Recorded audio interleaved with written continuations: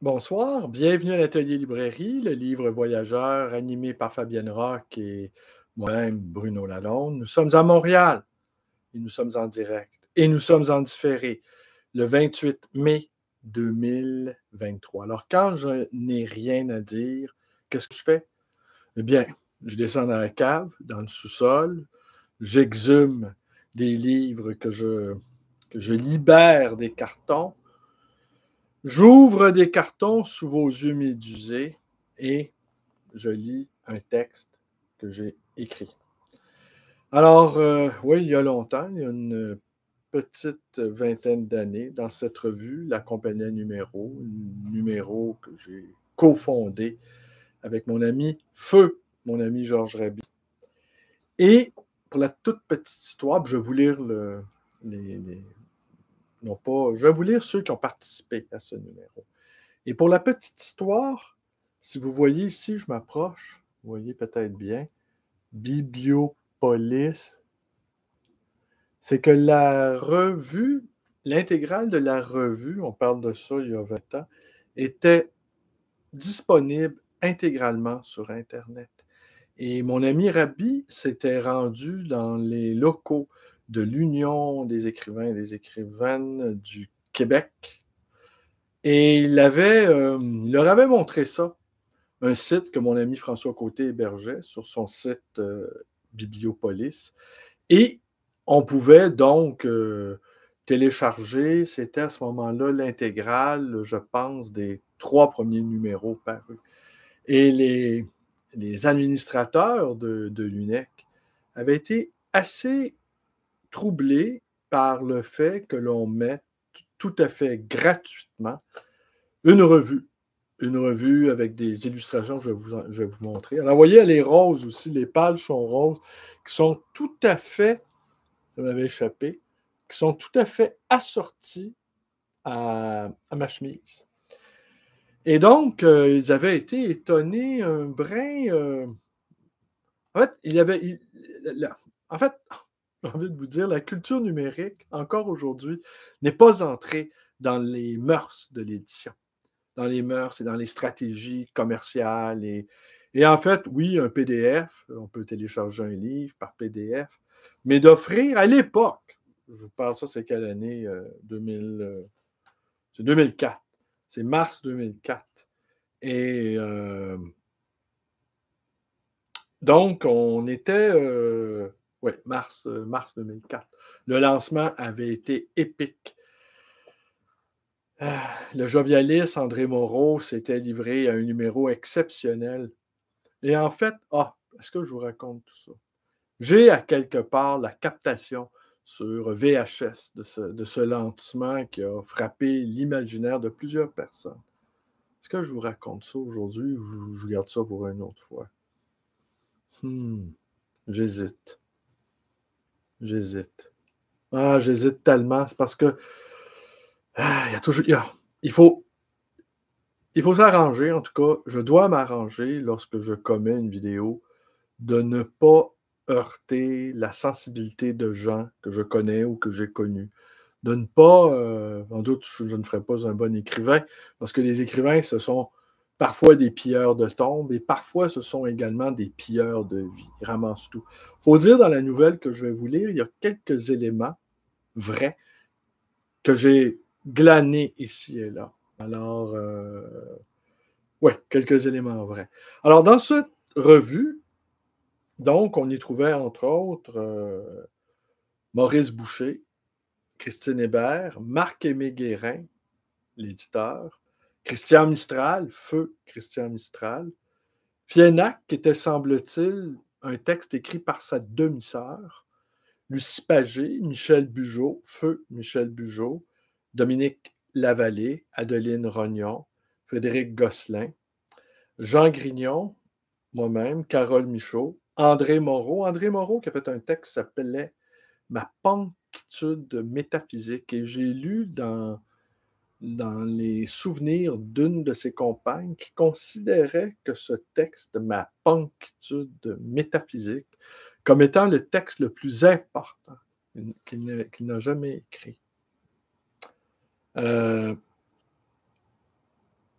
toujours Maurice, pas Maurice, Yvon Boucher, Serge de Cotteret, Marie-Claude Julien, Frédéric Marleau, feu Georges Raby, Maurice Soudens, feu Édouard Fine, et Agathe Mélençon, François Tétrault, feu François Tétrault, dont le dernier livre était consacré à Jean-Pierre Gué.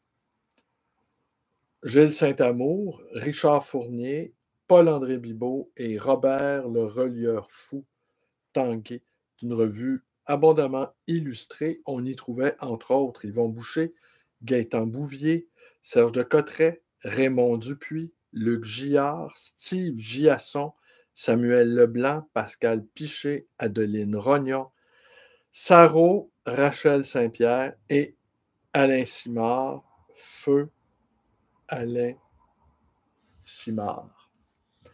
Alors, cette revue littéraire abreuvée aux mamelles de l'anarchie et du terrorisme, langée à la finette de la liberté d'expression, se gastrule sous la triple déliquescence de l'éthique, de l'esthétique et du religieux. Alors, vous voyez le ton.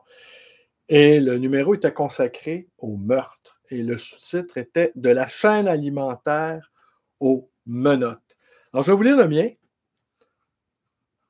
Et je ne sais pas, ben écoutez, je vous l'offre, mais je pense que c'est...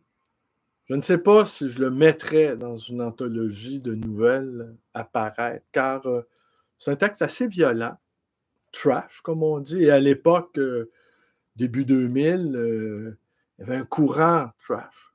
Je pense que ce courant-là doit encore exister. Alors, voilà. Alors, en exergue, on retrouve la citation suivante de José Yvon. J'espère que Michael, je ne suis pas en train de troubler son sommeil. On n'est jamais en paix avec la création. Tuer m'a libéré de la tentation du suicide. Le suicide, c'est pour les types sans avenir. Ça m'a pris du temps pour comprendre cela. Plusieurs tentatives malheureuses. J'ai sur les poignets autant d'entailles qu'un général a de médailles. De là mon surnom. Général crève la dalle. Depuis que je suis en dedans, j'ai pris du galon. On m'appelle simplement le général. C'est mon compagnon de cellule qui m'a baptisé ainsi. Blakey, qu'on l'appelle. Blakey pour Black & Decker. Parce qu'il a découpé à la scie à la chaîne une ado trisomique et qu'il a éparpillé les morceaux à Dolbeau.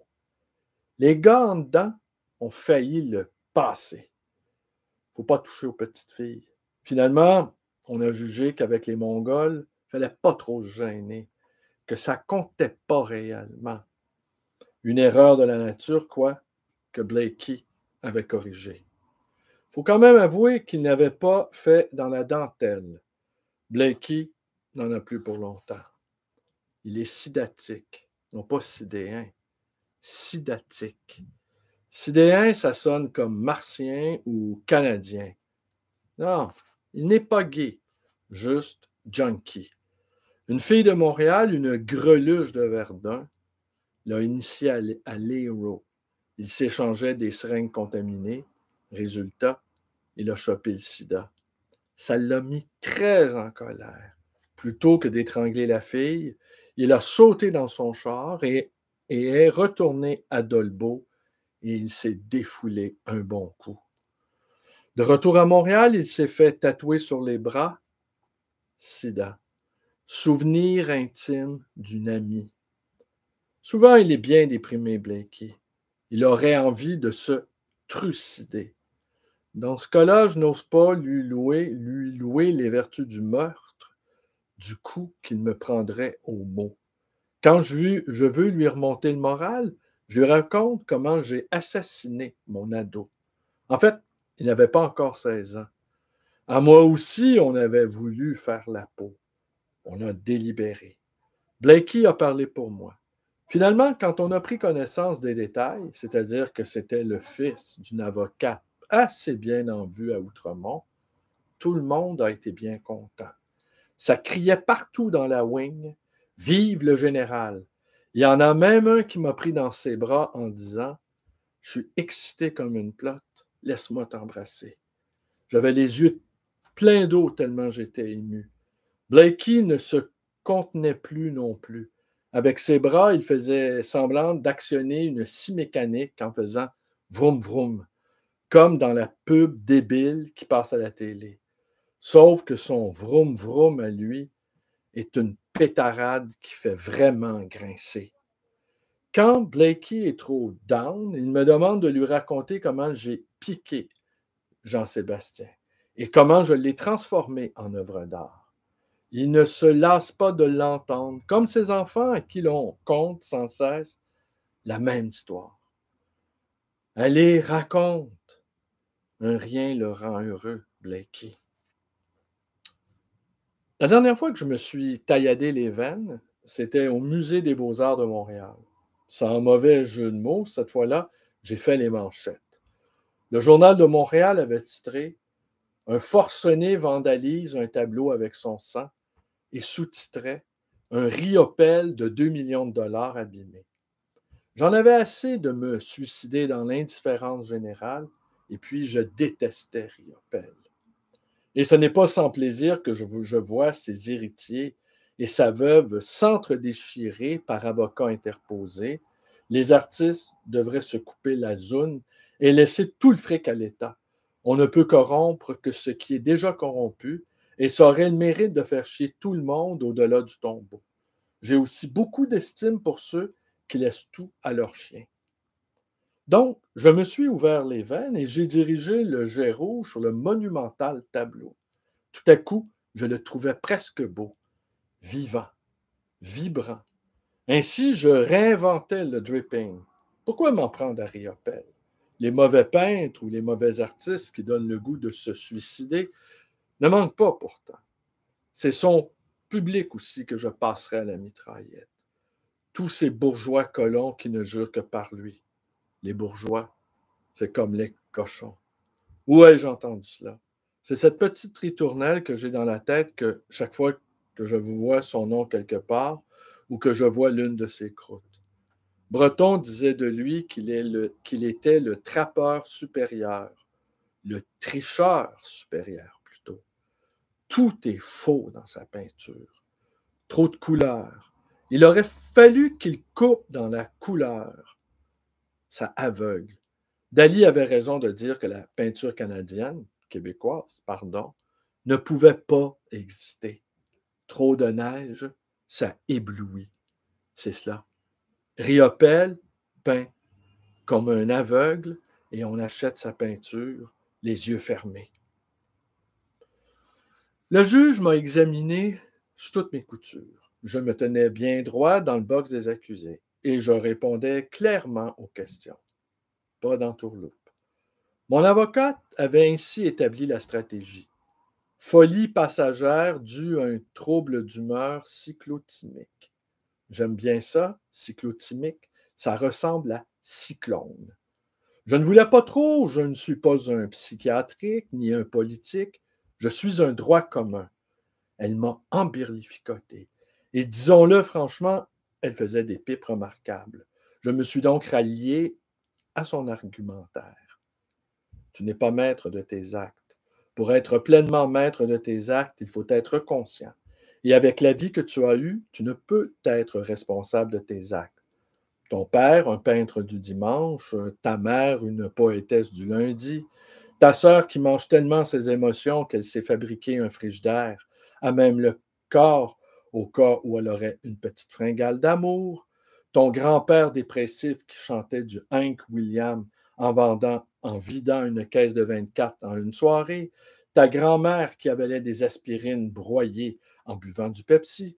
Laisse-moi te dire, mon pauvre garçon, qu'avec un tel bagage familial, il n'y avait pas grand-chose à faire de mieux que de saccager un riopelle.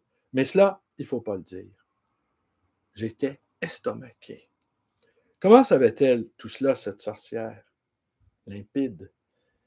Elle avait vu mon rapport, mon évaluation, pardon. J'ai fini par croire, avec une bonne dose de produits pharmaceutiques, ça aide, que je n'étais responsable de rien. pas ma faute.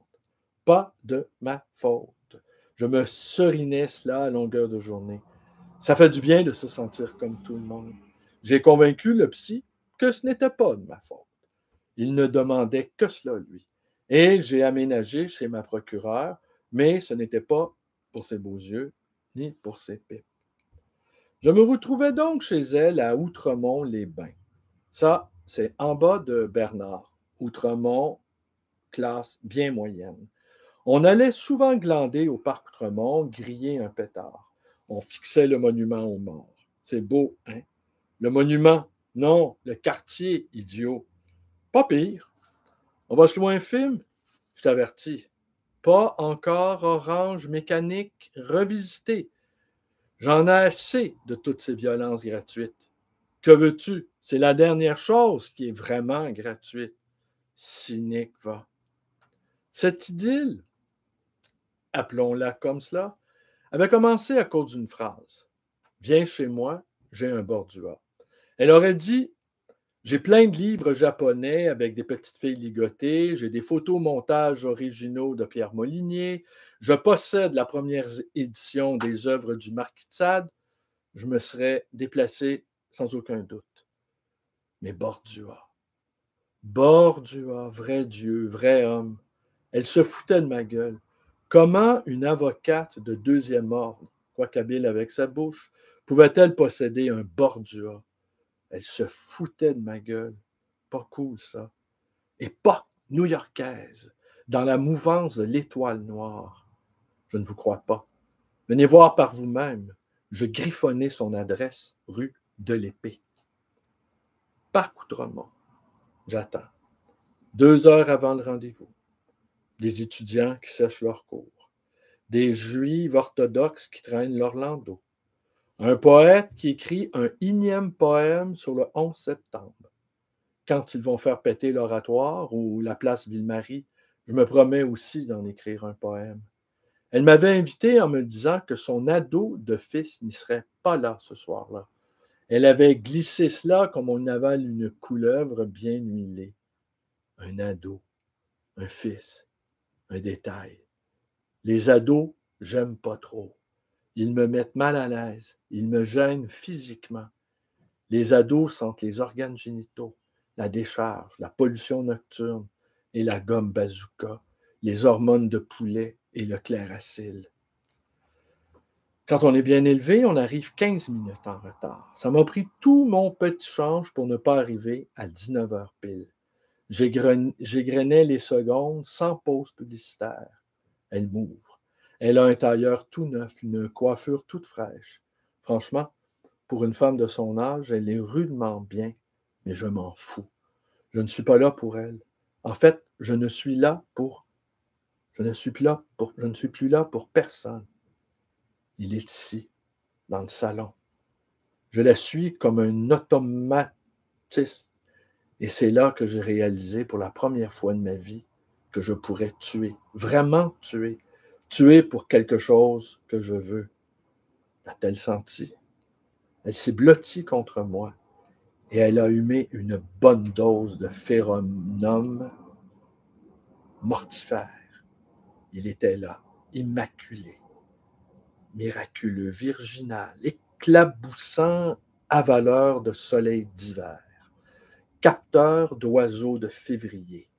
Il bourdonnait de vie comme si des milliards de mouches blanches grisillaient sous la pâte, comme un sphinx aboli dans une tempête de poudrerie. Du coup, je n'ai plus honte d'exister. Je cesse d'être une quantité négligeable. Cette blancheur crayeuse m'enfante. Est-ce que je peux le toucher? Elle acquiesce comme la victime consentante s'abandonne au fil de la lame. On dirait du sperme pétrifié, quelque chose qui n'est pas advenu, qui peut survenir à l'improviste comme une promesse d'éternité glacée. N'eût été de cette quinquagénaire pâmée, le moment aurait été parfait, épiphanique. Son parfum à elle emplissait le salon.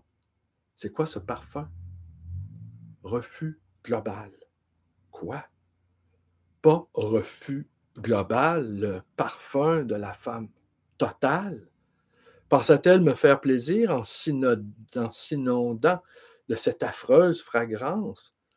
Je me suis retenu à 2 mains pour ne pas l'étrangler. Avec cette envie de meurtre bien canalisée, on a eu une baisse d'enfer. Le soir même, je m'installais chez elle, comme cela. Tu pourras le contempler à volonté.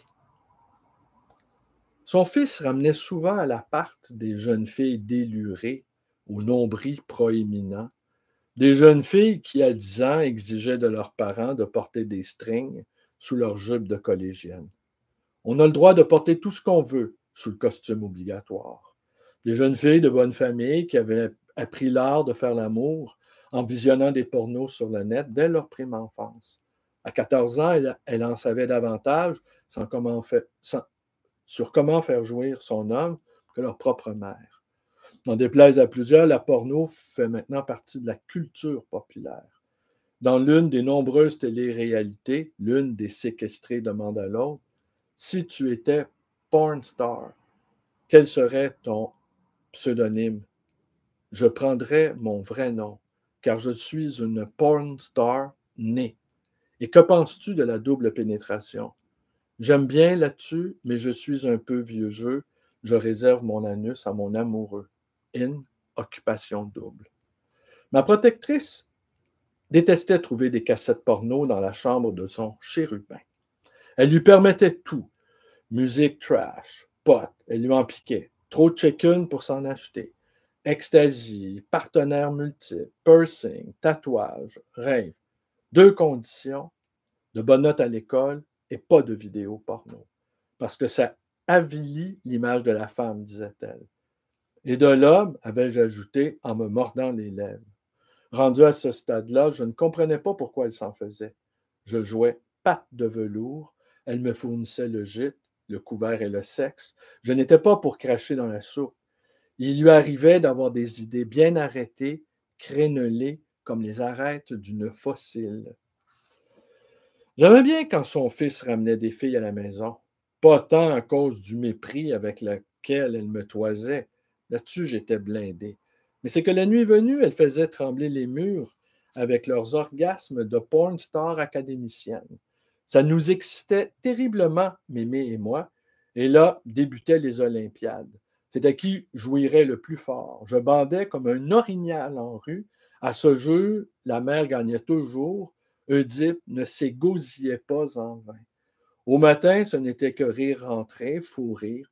J'engloutissais de larges cuillères de spécial K en relisant 20 fois la composition de ces céréales et en n'émettant aucun commentaire. C'est mon petit côté pudique. Je passais des semaines de pure félicité. Je m'abîmais dans une pure contemplation. On ne sait plus regarder un tableau. Le vrai tableau est aussi rare que la femme. Ce tableau donnait à voir. Je m'abandonnais, transpercé, foudroyé comme le marbre de l'extase de Sainte Thérèse de Bernini. Je passais ma langue sur la toile tel un chien léchant la main du maître. Il goûtait la craie, les livres à l'index, les crucifix fondus, les tableaux noirs grouillants de dessins d'enfants obscènes. Il goûtait le sucre du sang sur la neige brûlante. J'ai même ajouté mon éjaculat à la patine du tableau, glacis intime, ma signature invisible. Ce tableau et moi ne faisions plus qu'un dorénavant. Jean-Sébastien ne m'aimait pas. Moi non plus. Je commençais à me méfier. J'écoutais aux portes. Le fils. Mais qu'est-ce qu'il lui trouve à ce tableau? Il passe toutes ses journées à le regarder. Pas normal, cela. Je me demande si c'est toi qui l'aimes ou ce maudit tableau. J'ai pas entendu la réplique de la mère. Le fils. Si j'étais toi, je me méfierais. C'est de toi que je me méfie, petit con. Il commençait à avoir de l'eau dans le gaz. Le téflon pouvait être des jours sans m'adresser la parole. Et mon avocate se pactait avec une régularité inquiétante jusqu'à rouler sous la table. Là, je débandais. À jeun, elle parlait pointu. Saoul, elle jactait comme Richard Desjardins. Lui, je copierais son 10 s'il me clonait une caisse de bière. Et encore, m'emmerde avec ses forêts. Avec quoi il se torche? Savait-il que le CD n'est pas biodégradable? Artiste de variété et moraliste. C'est plus que je peux en supporter, mais je n'irai pas m'ouvrir les veines pour cela. L'atmosphère était devenue insupportable. Elle m'exhortait de trouver une job. Une quoi que je lui fais? Une job. Quel mot horrible! Je décidai de crisser le camp, d'aller me faire voir ailleurs. Ce matin-là, la maison était vide. Fiévreusement, j'emballai le bordua. Je descendais l'escalier quand je me retrouve nez à nez avec le petit con. Il a immédiatement compris ce que je tenais sous le bras. Tu ne pars pas avec cela. S'ensuit une bousculade. Des coups sont portés. Le tableau déboule l'escalier. Une droite, une gauche, une main sur la rampe. Je la mords. Il lâche prise. Son corps fait un bruit délicat en percutant les marches de métal et sa tête éclate contre le ciment. Je le tire par les pieds et péniblement sur 2 étages, je le remonte dans la cuisine. Il me regarde fixement. Le cristallin de ses prunelles se dissout comme un flocon de neige sur la langue. Quelques spasmes et c'est terminé. Il n'est plus humain.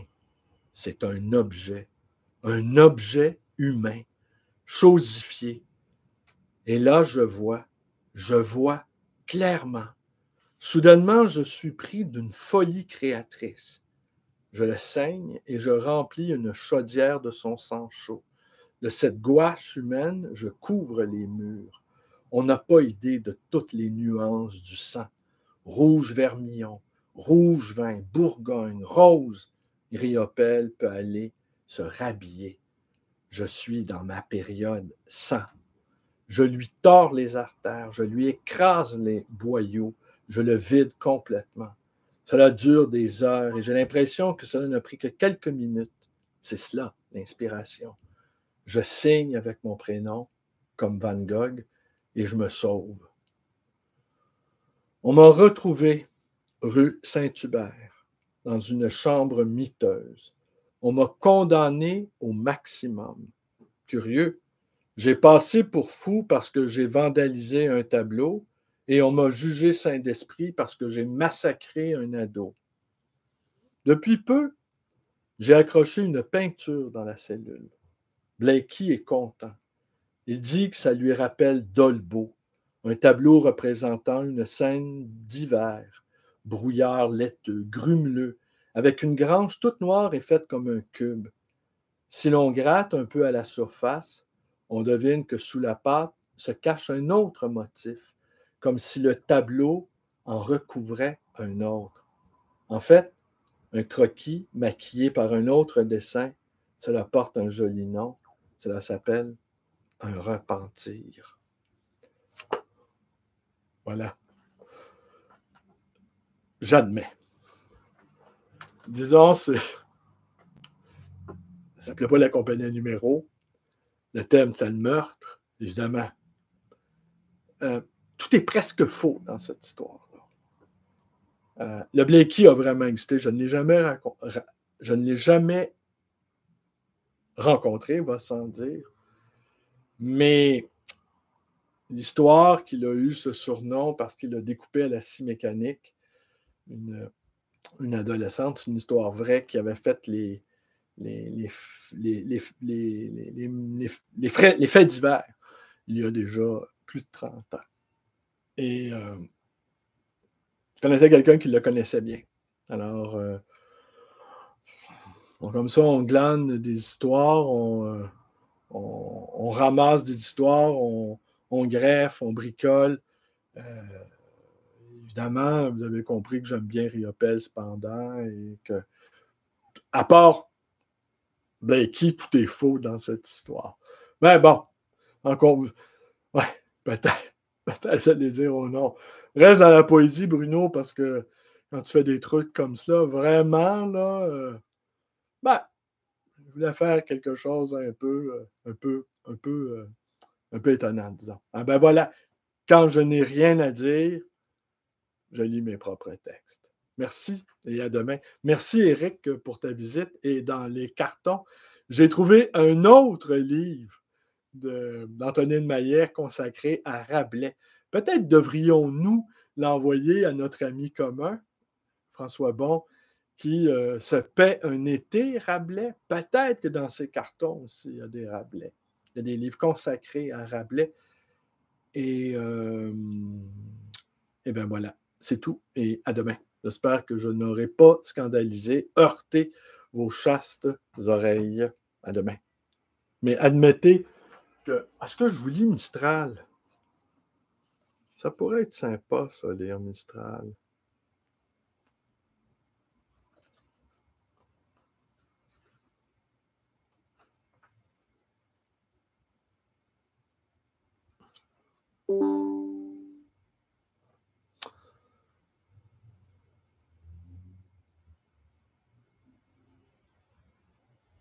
Bon, je vais vous lire Mistral. Michel Hanné sur le meurtre. Christian Mistral. Allez. Pour tuer le temps. C'est 2 pages, c'est court. Le meurtre. Donner la mort ou enlever la vie. Ça suggère un échange, un troc honorable. J'ai connu pas mal de vétérans, d'anciens bidasses revenus de tout. Et pour les faire parler des ennemis qu'ils ont tués, c'est toujours très compliqué. La guerre est pourtant une succession de butages légaux. Or, les pénitenciers sont remplis d'assassins qui s'y trouvent parce qu'ils n'ont pu s'empêcher d'ouvrir leur grande gueule. Un pépé, une fois dans une taverne, vétéran de Corée, m'a raconté les yeux rougis et des sanglots dans la voix, comment on l'avait, autrefois, entraîné sur des mannequins de paille à étrangler silencieusement avec une corde de piano. Un jour, il s'est approché par derrière d'un soldat du Nord et il lui a passé sa boucle d'acier autour du cou. Un coup sec et boum. Et le casque, la tête et le casque ont roulé sur le sol. Mon pépé, jeune homme alors, s'est assis sur une pierre plate, catatonique, et il est resté là jusqu'à qu'on vienne l'amener en camp de prisonnier. Autour de l'île d'Orléans, on capture le petit esturgeon jaune à la pêche électrique, qui consiste à choquer les bêtes en lâchant du ouattage dans l'eau. Elles remontent sur le ventre et on les ramasse à l'épuisette. L'esturgeon noir est victime des bandes élastiques que jettent les gens et qui affluent par les eaux de ruissellement. On en retrouve de gros spécimens incapables d'ouvrir la gueule et donc de se nourrir à cause de ce truc qui les paralyse. Toute l'affaire du duel entre Aaron Burr et Alexander Hamilton, qui s'est soldé par la mort de ce dernier, a commencé par un long échange de lettres d'abord polies, puis de plus en plus véhémentes. À l'époque du courriel, ça aurait débuté vers 9 heures du matin et Hamilton aurait cessé de vivre avant le coucher du soleil.